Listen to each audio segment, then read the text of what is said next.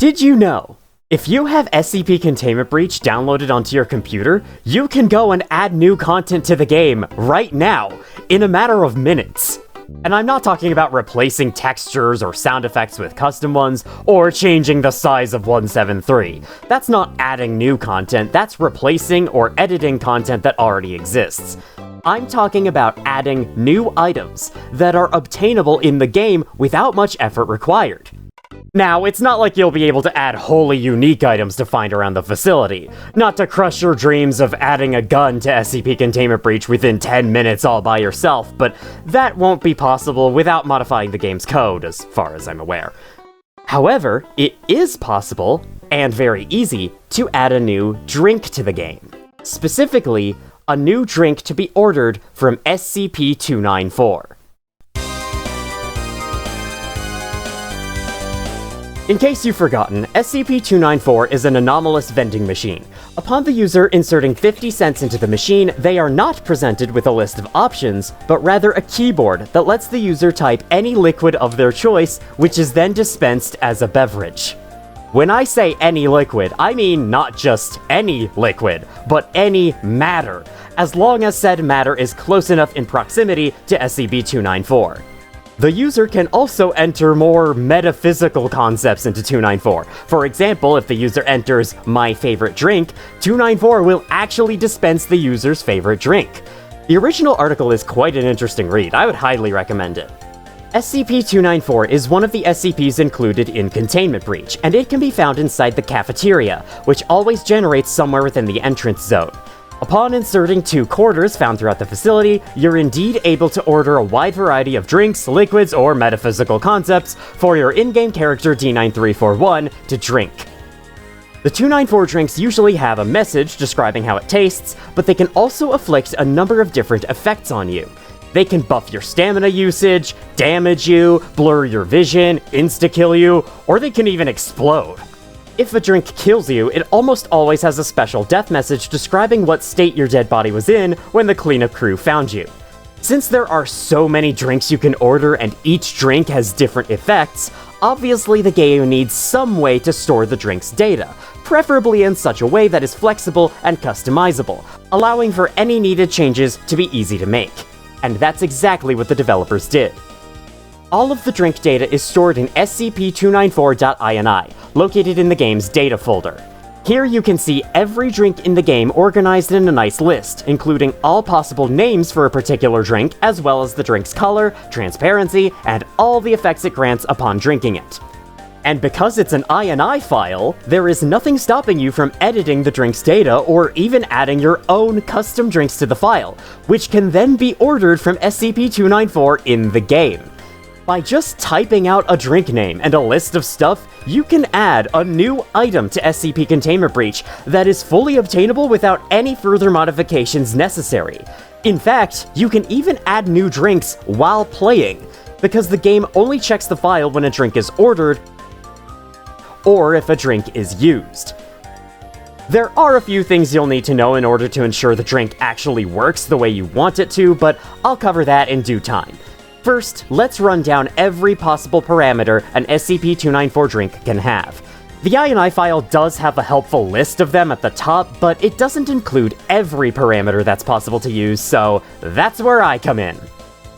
Every SCP-294 drink has to have a name and a color for the liquid at the very least.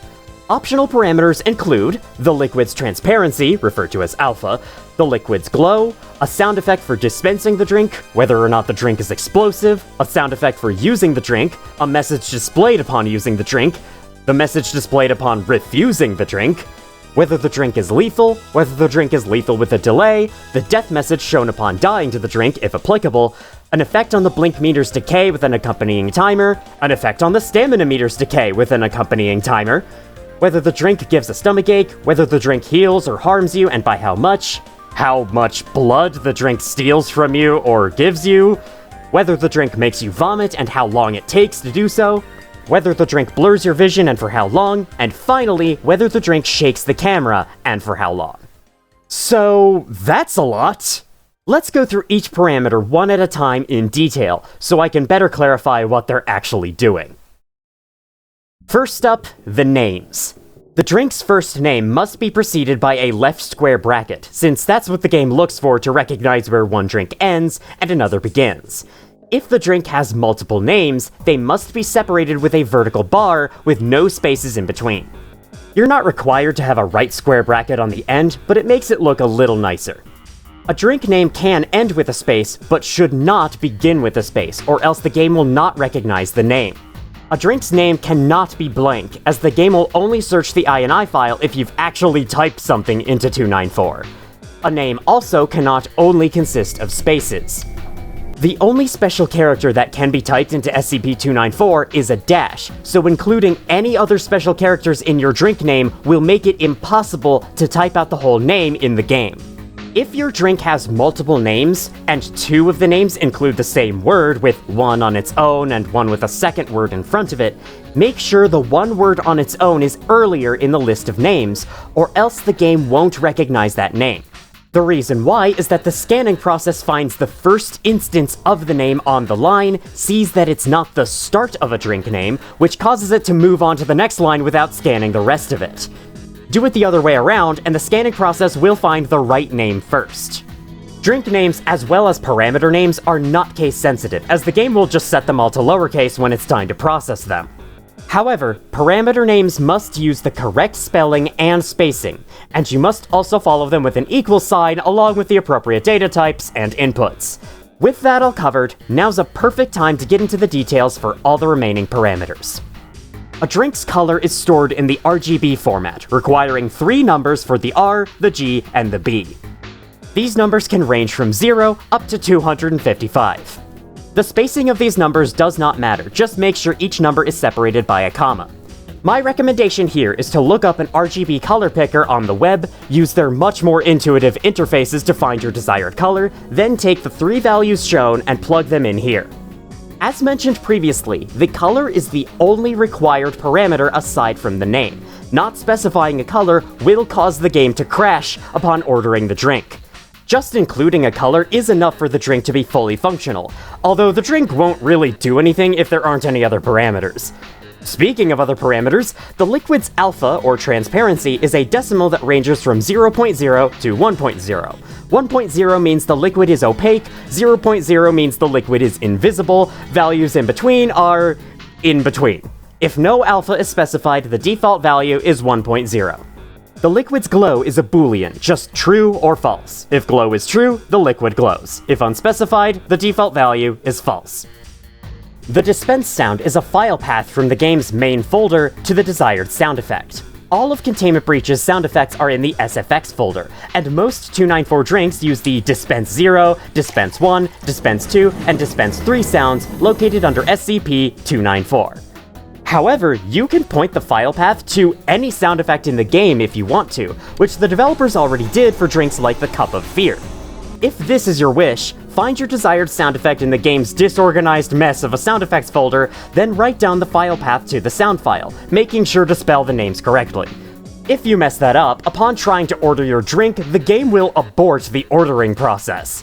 If this happens, the game won't crash, but the text you entered will be turned to lowercase, since that's what the game does to your input when it's about to search the INI file. You're then able to delete the text and try a different drink. Spell everything correctly, and your chosen sound effect will play upon ordering the drink.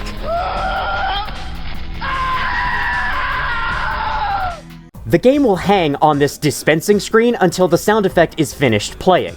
So if you choose a very long sound like The Dread, which is the light containment zone's ambient music, you're going to be waiting around 2 minutes for your drink. So keep this in mind when choosing a dispense sound. If no dispense sound is specified, the default sound is dispense1.og. But wait, we're not quite done with the dispense sound. Since the file path can be pointed to any sound effect within the game's files, doesn't that mean you can throw in one of your own sound effects into the game files and make the game play it upon ordering your drink? Why, yes you can!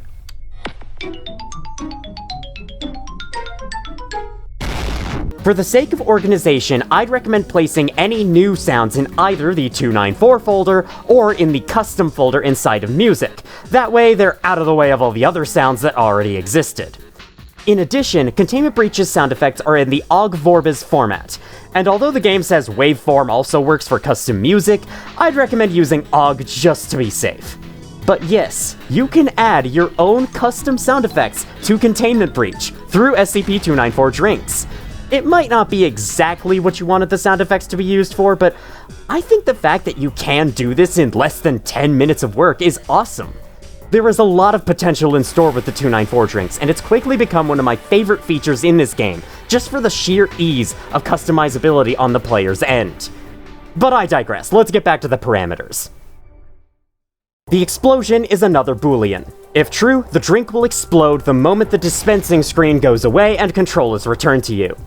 The explosion is similar to the one you experience in one of the Gate B endings. It plays a loud sound and blacks out the screen, killing you in the process.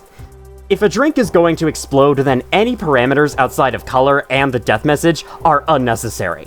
While color is still required to prevent a game crash, you can just type all zeros in, since the player's not going to be able to see the liquid before it explodes. If explosion is unspecified, the default value is false.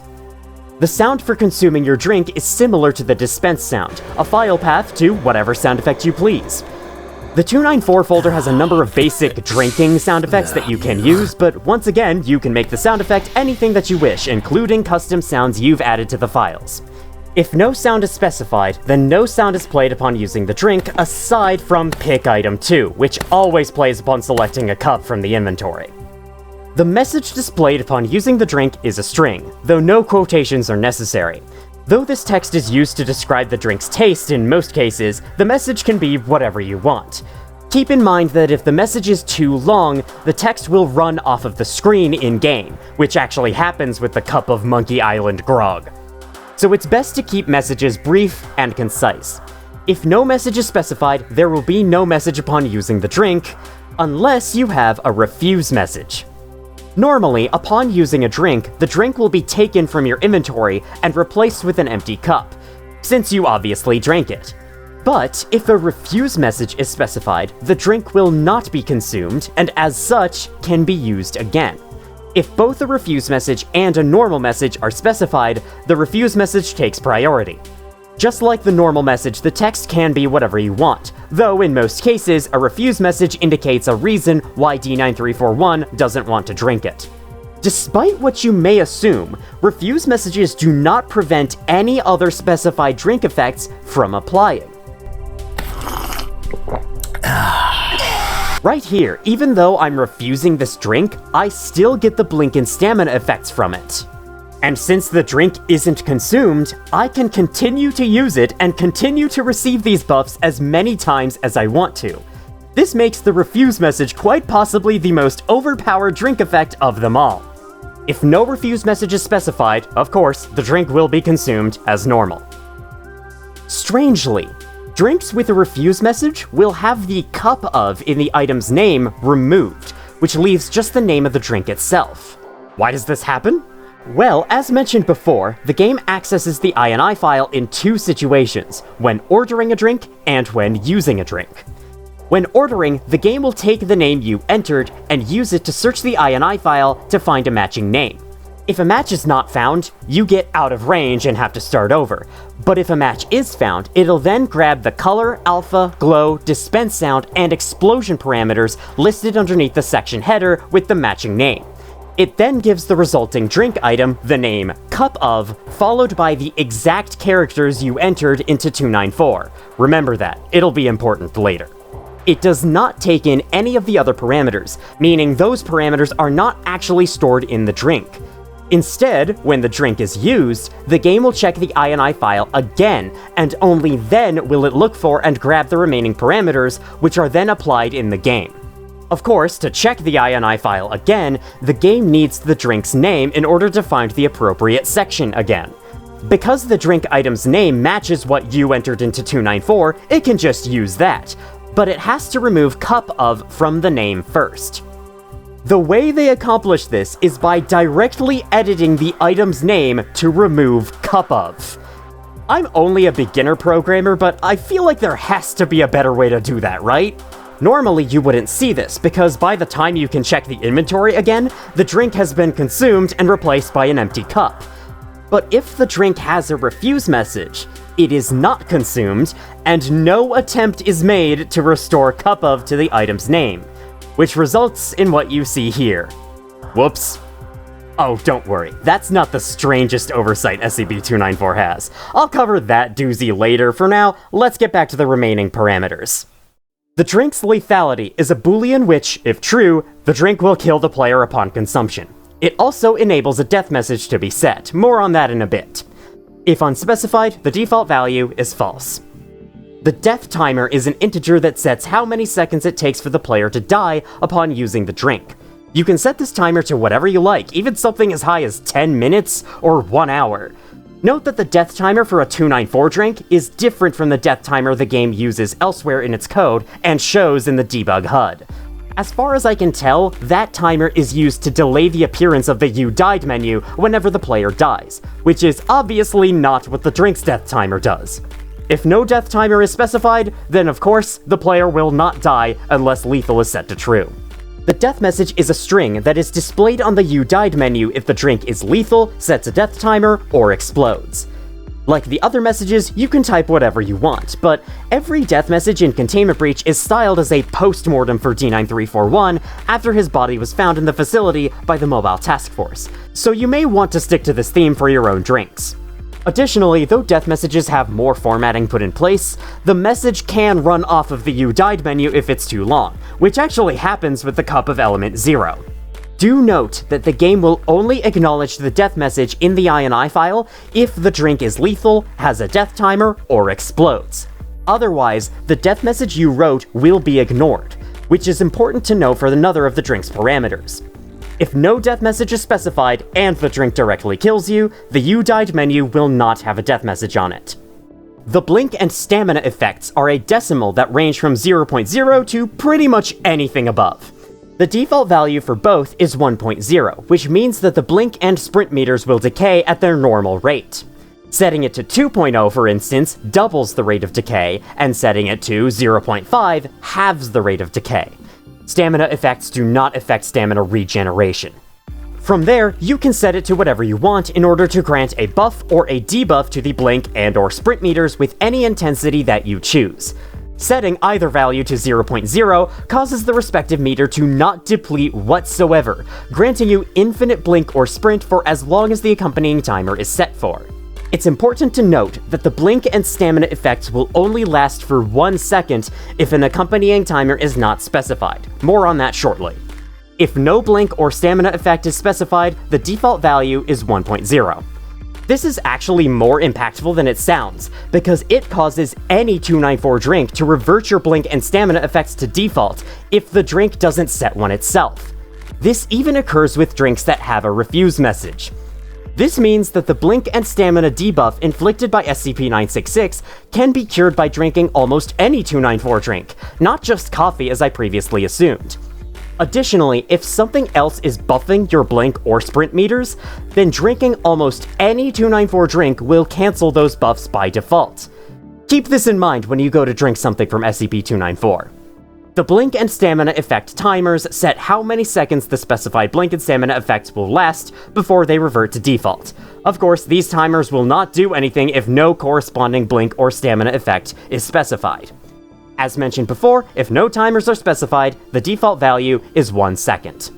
One final note about these 4 parameters is that blink/stamina effects and their timers will change if the drink is put through SCP-914 on either fine or very fine.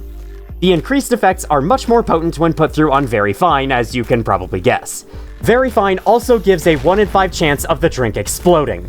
This explosion does not leave a death message even if your drink had one. 914 is also supposed to change the color of the drink around by randomizing the RGB values or inverting them if the drink is put through on 1-to-1, but this doesn't seem to work properly because the drinks always come out black for some reason. Oh well, at least the buffs to the blink/stamina effects and their timers work. Mostly. The timers work just fine. A drink with a 10-second timer has it buffed to 20 seconds if put through on fine, and buffed to 30 seconds on very fine, But as for the actual buffs, I think the intention was that the blink/stamina effects would become stronger whichever way they went. Buffs would buff you more, and debuffs would debuff you more.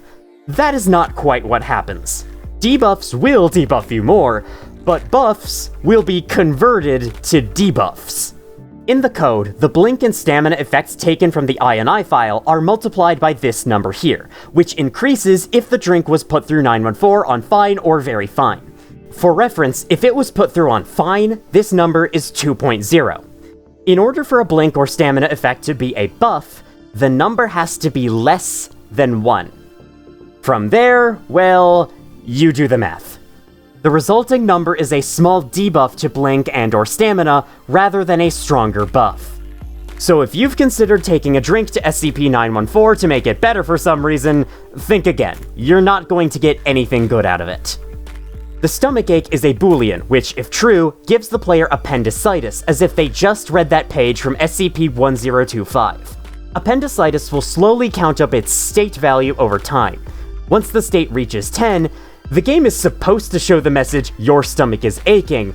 However, the game only sets the message without setting a corresponding message timer. A message timer is needed to actually display a message on the screen, so this message can only be seen if you trigger a different message first. When the state value reaches 20, the message, "The pain in your stomach is becoming unbearable," is set but also fails to display correctly for the same reason, and then the stamina bar is slowly depleted all the way to 0. Where it will remain until the appendicitis/stomachache is cured using SCP-500 or SCP-427. Note that SCP-294 drinks cannot cure this effect, they can only give the effect. If no stomachache is specified, then D9341's appendix is safe, for now. The damage is a decimal value that, upon the drink's consumption, adds itself to the player's current injuries value, which is the game's health system. I plan to explain the health system in a future video. For now, just know that the higher your injuries, the worse your injuries.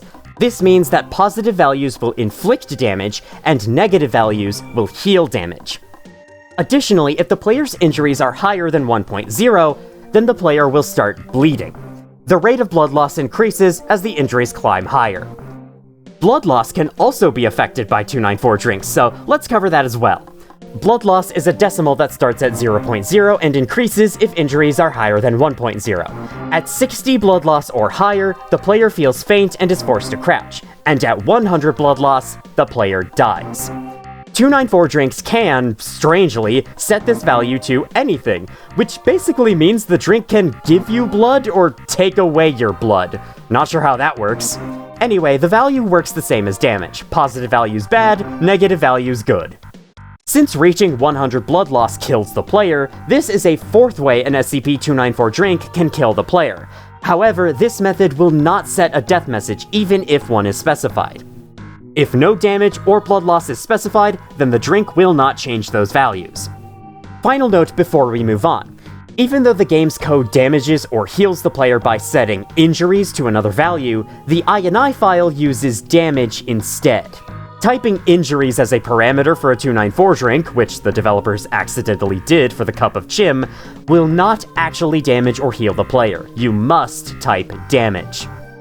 Vomit is a timer setting how many seconds it takes for the player to throw up from consuming the drink, or perhaps only smelling the drink if you added a refuse message. While the timer is counting down, the screen will shake in bursts, and sounds of D9341 retching or coughing will play at random. Once the timer runs out, the player is forced to look down, the worst possible vomit sound effect they could have chosen is played, and then the player's injuries and blood loss are temporarily set to 1.5 and 70 respectively. This is to create the effect of the player staggering around on the floor, having just thrown up. After a while, the injuries and blood loss will revert to whatever they were previously. This creates a somewhat misleading effect that the player is hurt from vomiting, considering that they leave blood drops on the floor during the time they're injured. However, aside from incapacitating them for around 15 seconds, vomiting does not harm the player at all. If no vomit timer is specified, then the drink does not cause the player to vomit. The final two parameters are blur and camerashake, both of which are timers to count how many seconds the screen should stay blurred and how many seconds the camera should shake. For the blur, the effect will be pretty intense for everything up until the last 10 seconds of time, where it will slowly fade out as the timer reaches 0. If you want a long blur effect, you may have to set the blur for longer than you think. For the camerashake, it's worth noting that no 294 drink in vanilla Containment Breach uses the camerashake effect, making it an unused feature that you can reintroduce to the game by adding your own drinks. If no blur or camerashake is specified, then those effects do not occur. And that is everything an SCP-294 drink can do, at least in the current version. It's not terribly much. You can't do things like spawn an SCP behind the player or teleport them to a different room or whatever, but still, the number of things you can do with the 294 drink is still impressive, in my opinion. If you ever tried typing in an order to 294 that didn't exist and were disappointed that the developers never thought to add it, there's no longer anything stopping you from adding it to the game yourself. I don't know how interesting this is to other people, but I think the fact that you're able to freely add new drinks to SCP-294, essentially adding new content into SCP Containment Breach, is so freaking cool. Now, I'm not quite done yet, because there's technically one 294 drink parameter I haven't mentioned yet.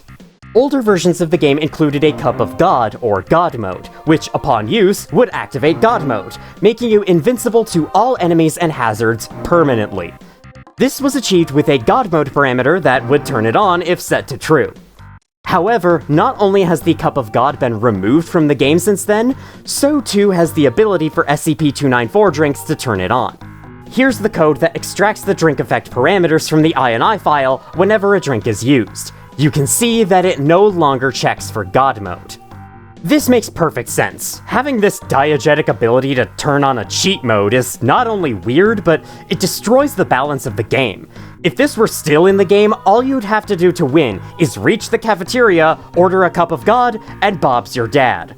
While you'd still have to play a good chunk of the game without invincibility, this is still a bit too powerful, so it's understandable why it was removed. However, despite the Cup of God's removal, typing God into 294 does actually work in the current version. But the drink you get is the exact opposite of God mode. If we look for this death message in the INI file, we can see that it belongs not to a Cup of God, but to the Cup of Exotic Matter, or Zero-Point Energy, or Negative Matter, or Gravitons, or Higgs Boson, or God Particles. 404, what's your fatal error? Hi, I'd like to report an oversight. When you type an input into SCP-294, that input is passed to this function, get INI section location. This function takes your input, reads every line in SCP-294.ini, and if the line starts with a left square bracket, it scans the line for anything that matches your input and has a left square bracket or vertical bar directly before it. Then it tells the game which section of the file has the right name, so that the game knows which parameters to grab for the drink. If the function scans the whole file without finding a matching drink name, you get an out of range. This same function is also called if you use a drink, which, as mentioned earlier, uses the drink item's name as input. This function works great, except there's one tiny thing about it that it seems the developers might have glossed over. The string passed into the function does not have to be a complete word. It can be any string of characters. In short, you don't have to type out the entirety of a drink's name.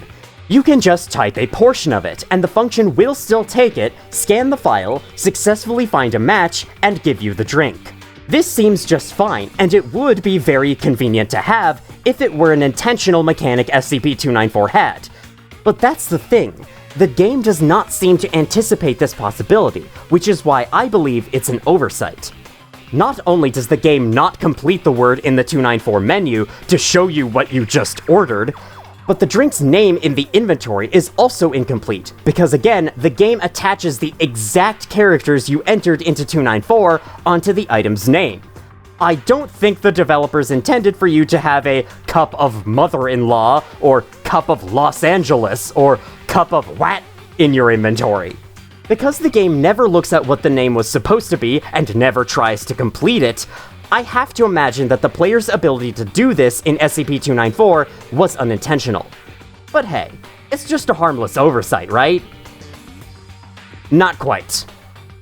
In this clip, YouTuber The Batesy has taken a bunch of damage from enemies in the game, and he scrambles to SCP-294 to try and order a drink that'll heal him. One such drink that does so is the Cup of Life, something pretty much anyone who played version 0.8 knew about. He orders the drink and uses it, only for it to give a strange message and kill him instead. The same thing happened to me in my playthrough from last year. So, was the Cup of Life nerfed? Did the developers think it was too easily obtainable and force the player to seek more unusual healing options from 294? Well, no. The Cup of Life is still in SCP-294.ini, and as you can see, it is supposed to heal you. I guess while we're here, let's go to the drink responsible for the strange message, which is the Cup of Jewel of Fire. This drink has the alternative name, Life Force. And this drink is placed earlier in the INI file than the Cup of Life. So when you type life into 294, the function that scans the file reaches Jewel of Fire first, sees that this line contains life as the start of a name, and assumes the player wants this drink. This means that the Cup of Life is essentially unobtainable without modifying the INI file. Simply moving the Cup of Life's data to be above the Cup of Jewel of Fire makes the Cup of Life obtainable once more. So yeah, it's possible for this functionality of Get INI Section Location to make certain drinks unobtainable if they're overshadowed by another drink with a similar name. So when adding your own drinks, it's best to use Ctrl-F to scan the file for your new drink's name to make sure it won't be overshadowed or it isn't already used in the vanilla game. If you want more evidence for this functionality being unintentional, I very much doubt the developers intended for typing a single letter into SCP-294 to give you a drink. Because yes, that's exactly what will happen if you do. In most cases, doing this gives you the first drink in the INI file with a name that starts with this letter. Note that I said in most cases. For some reason, the letters H, O, P, R, and T give you a drink much further down the list than what they're supposed to. You'd think typing H would give you a cup of Half-Life 3, but instead it gives you a cup of Higgs Boson, which is the fourth name in the file that starts with H. O gives Orange Fanta instead of Old Man, P gives a Pepsi instead of Pear Cider, R gives Rustling instead of Radical Larry, and T gives Terror instead of Tetra Neutron. All of the latter names appear before the former names in the INI file, yet Get INI Section Location somehow doesn't recognize them. My only guess is that it's some kind of bug with the inString function, which is the function responsible for scanning the drink names in this whole process. It's the only thing here that could be messing up. But because it's a built-in Blitz3D function, and I'm too lazy to look at Blitz3D's source code for it, I don't know what the bug could be. Thankfully, typing out Old Man, Pear Cider, or even just adding the drink name's second letter to your input does give the proper drink. But why only one letter causes the processing to skip over these names, I have no idea. Oh, and if you're curious, here's what drink you get for typing each letter. Every letter will give a drink aside from X, which shows that there is no drink in vanilla Containment Breach that starts with X. I suppose you can make one yourself. To close this video, I have 3 more obscure 294 facts to share. First of all, in the cafeteria with SCP-294 can be found a cup of orange juice and a cup of coffee already out on some tables. These 2 drinks function identically to the ones you can order from 294, but they have one tiny difference. Their item names have the drink name capitalized, while any drink you order from 294 will never have the drink name capitalized. Literally undrinkable. Second of all, the cup of Jorge is supposed to play a strange sound effect called thumbs.db, a database file? Yeah, I don't know. But it seems this sound effect no longer exists in the files, so the drink ends up playing no sound instead. Or maybe it isn't supposed to be playing a sound at all, I'm not sure what's going on here. Third and finally, the death message of the Cup of Tachyons has an unusual apostrophe character that is rarely ever used in anything. I'm not even sure how to type it. While Windows Notepad clearly recognizes it, Containment Breach's font system does not, so you get the Unicode or ASCII code or whatever that is for the character instead, resulting in the death message looking a bit glitchy. And with that, we conclude everything that I know about this darn vending machine. How useful will this information be in a standard playthrough of Containment Breach? Probably not very. SCP-294 is not only optional, but it is all the way in the entrance zone, which means you need to play a decent bit of the game before you have access to it. So by the time you're able to see and interact with your new content in a standard playthrough, the game is almost over. However, I don't think that's a huge issue, since to me, messing and meddling with the SCPs is a big part of the appeal of SCP Containment Breach, and I hope to have introduced to you a whole new way to mess around with SCP-294, in order to freshen up your next playthrough of the game.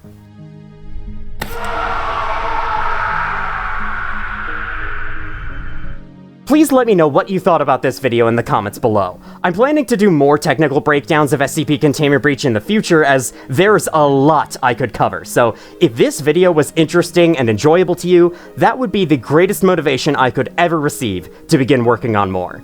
Thank you all for watching if you did, and as always, I will see you all in the future.